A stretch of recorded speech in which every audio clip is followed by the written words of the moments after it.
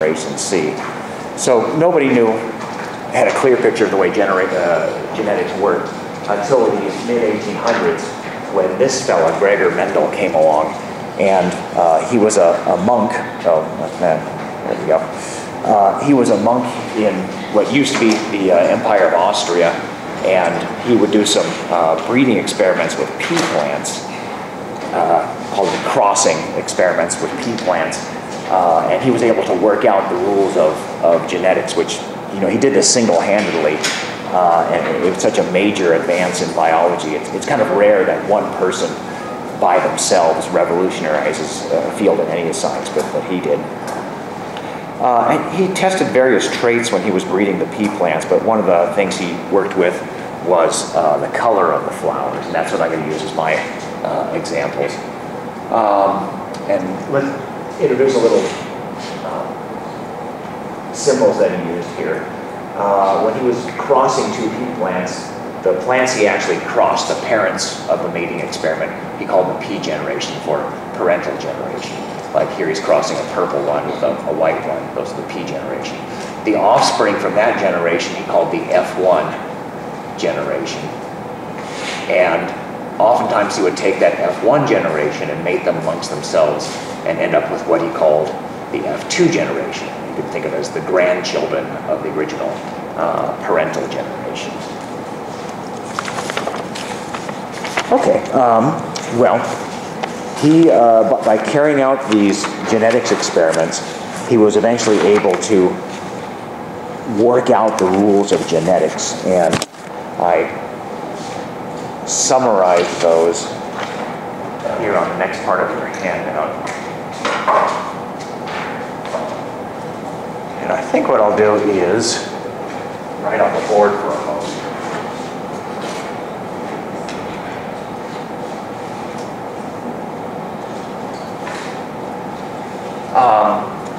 Let's look at this, the P generation there. So what he did was he took a purple flower and a white flower,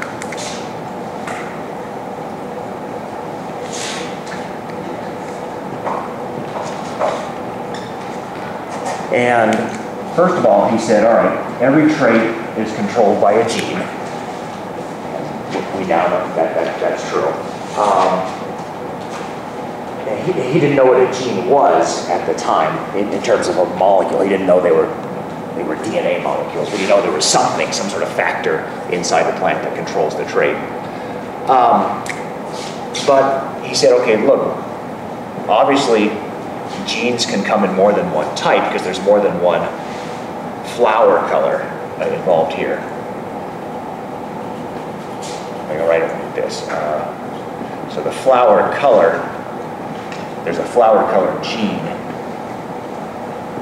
but he said it must come in more than one type because some flowers are purple and some flowers are white. And the term we use for that is the alleles of the gene. So take note, it's considered the same genes, the gene for flower color, but it comes in two different varieties, two different alleles. And then he went on to say, all right, you inherit one copy of each gene from each of your parents, which means that everybody ends up with two copies of each gene. And so he said this purple plant has two copies of the purple gene. Or I should say has two copies of the flower color gene, both of which are the purple allele. And then he said this white parent right here has two copies of the flower color gene, but both of those are the white allele. Now, is it possible that one of his starting plants might have had purple and white alleles together? Could he have been starting with a purple-white plant, so to speak? And he ruled that out because this purple plant that he started with came from parents that were purple, his grandparents were purple, and his great-grandparents were purple. And so he figured if there was any white allele in this one's inheritance, it would have showed up already. So he said, I'm just going to assume it has both of its copies of the gene are the purple. And the same with this one. It was always true breeding white, And so he figured if there was any purple allele in there, we would have seen it. So Mendel said, I'm just going to assume it has 2 copies of the white allele. All right, so Mendel said everybody has 2 of each gene, one you get from your mom, one you get from your dad. But he said when an organism makes its gametes, which remember are its sperm or its eggs, depending on what sex it is, each gamete only gets 1 of those, because remember, you make your gametes by meiosis, and when you make meiosis, you only put 1 of each chromosome, so 1 copy of each gene into the sperm cell or the egg cells that you make. So let's assume this purple one is the dad, so to speak. Every sperm it makes is only going to get 1 of those alleles, but it really doesn't matter which one, the maternal one or the paternal one, because it has to be a purple one. And likewise, this female white plant right here, when she makes her eggs, is going to have to put only 1 of those alleles in there, but since they're both the same, it's going to be a white allele. So when the offspring, the F1s, get made from here, when that sperm and that egg get together, the F1 generation is going to end up with 1 purple allele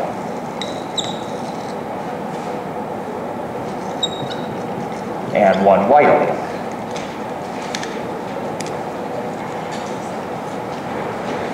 But if you look at the cartoon up there on the digital projector, that F1 generation was all purple. So Mendel said, aha, I know in this F1 generation, those plants have 1 purple allele and 1 white allele, yet they're all purple, just as purple as the purple parent. And so he said some alleles must be stronger than others. He said that this purple allele must be able to overpower the white allele and make the plant totally purple in the F1 generation. And so he used the term a dominant allele and a recessive allele. Think of the dominant allele as the stronger allele and the recessive allele as the weaker allele.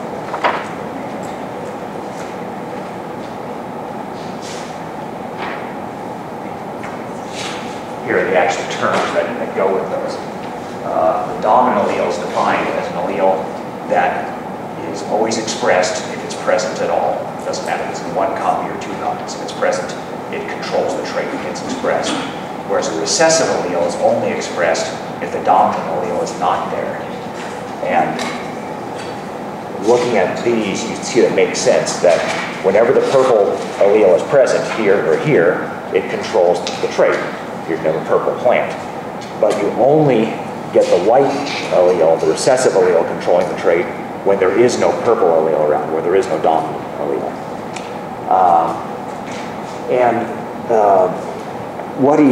What Mendel ended up doing is this. He said, instead of just writing out the names of the alleles and the traits like this, he just wants to reduce it to writing a single letter to represent each gene. And so what he did is, he said, I'm going to use a capital letter to represent the dominant allele of a gene and a lowercase letter to represent the recessive allele of the gene. But he would usually use the letter for the dominant trait. So in this case, since the dominant trait is purple, he would say, I'm going to use capital P to represent the dominant allele. So this guy is big P, big P. And I'm going to use the lowercase of that same letter to represent the recessive allele. Little p will mean, well, little p means the recessive allele, the allele for white. And so, let's fill this in here. This guy has the dominant allele, big P. And this one has the recessive allele for the white trait, little p. So this offspring right here in the F1 generation is big P, little p, like that. That's the way Mendel would have described this particular cross. And it seems a little weird, you probably are saying, sure, big P stands for purple, but why we're using a P to stand for the white allele? Well, we want to use the same letter just to remind ourselves that they are the same gene. They are flower color genes.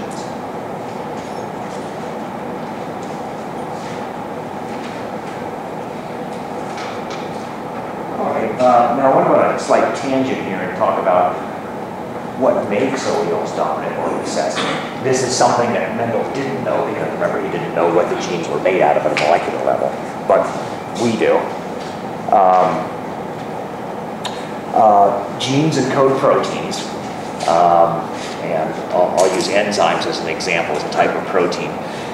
So if there's a gene that ends up causing the plant to have purple flower color, it's probably something like this. There's probably an enzyme in the plant, we'll call it the P enzyme, that takes some colorless precursor molecule, some clear precursor molecule, and by altering the structure of that molecule, by maybe adding a double bond or removing an amine group, but somehow altering that molecule changes it into a purple pigment molecule, like so. And so that's what gives the plant its purple color. But you could imagine a denatured version of this enzyme. In other words, a non-functional version of that enzyme, which we'll call little p. If a plant had that enzyme, it would not be able to be a purple plant because it just doesn't have the enzyme that's necessary to manufacture the purple pigment from the colorless precursor molecule. And so that is what dominant alleles and recessive alleles are all about. If you imagine this as being the dominant allele for flower color, the big P allele, well, remember that alleles are genes, and genes are transcribed into messenger RNAs. The codons of a gene become the codons of the messenger RNA, and then the ribosomes translate that into a protein, like this enzyme P, that makes the purple flower color allele. The purple flower color, I should say. Now imagine a mutated version of that capital P allele, where one of the nucleotides has been changed. Well, when that little p allele is transcribed into a messenger RNA, that messenger RNA will now have the mutated codon in it, and that's going to cause a change in the amino acid sequence of the protein. And we know that the folding of the protein is very highly dependent upon the amino acid sequence. So by changing a nucleotide, you change the amino acid sequence, and the protein is probably not going to fold correctly. Therefore, its active site is not going to function correctly. And so that's what most recessive alleles are. They are the same gene, but a mutation has occurred that's caused the protein to be denatured. The protein is born denatured, so to speak, and so the organism is missing a functional copy of that particular protein. So recessive alleles show you what the trait looks like if one of the proteins in the organism is not functioning correctly. Yes? Does that mean that it's in some way weaker?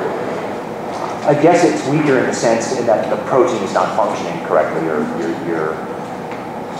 something's going wrong that Mother Nature usually intends to go to be functional, I guess is the way to think about it. Would that be the extent of like the adverse effect of the nature of the proteins that you're going to get some of the recessive expression other than like maybe some kind of mutations? Not a problem. You know that, well, since it's a mutation, that happens in the protein, like like cancer. Something like that. Not necessarily. I mean, if you think about flower color, the white flowers are just as healthy as the purple flowers. And so at least for some proteins, they don't appear to be that important to our survival. And so some of these mutations here, at least with the flower color ones, it's not as if the plant is going to suffer a bad health effect because of it. But I'm glad you asked that, because for other proteins, they are very important to have functional copies of them. And that's what I'm showing here. That these are red blood cells, and inside the red blood cells is a protein called hemoglobin, which carries oxygen. And the hemoglobin protein, or at least one of the peptides of the hemoglobin protein, is 146 amino acids long.